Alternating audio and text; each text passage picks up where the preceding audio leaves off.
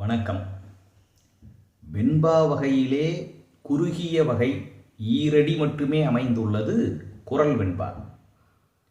இந்த திருக்குறளில் மிக சிறிய குறட்பாக்கள் எவை? 2 குறட்பாக்கள் 23 எழுத்துகளிலே அமைந்து மிக சிறிய குறட்பாக்கள் என்ற நிலையை பெறுகின்றன. 84வது அதிகாரம் பேதைமை, அதிலே 833வது திருக்குறள்.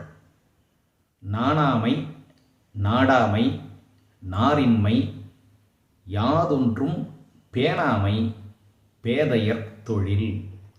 பழி பாவங்களுக்கு, தகாத செயல்களுக்கு வெட்கப்படாத தன்மை, தகுதியானவற்றை, நம்மை உயர்த்தக்கூடியவற்றை நாடி சென்று தேடாத தன்மை, தம் உயிர் போல் பிற உயிர்களை எண்ணி அவற்றின் மீது அன்பு செலுத்தாத தன்மை, தமக்கோ தாம் வாழும் சமூகத்திற்கோ நாட்டிற்கோ எந்த உயர்வையும் தரக்கூடிய நன்மை தரக்கூடிய செயல்களை செய்யாத தன்மை, இவற்றுடன் இருத்தலே பேதைகளின் இயல்பு என்கிறார்.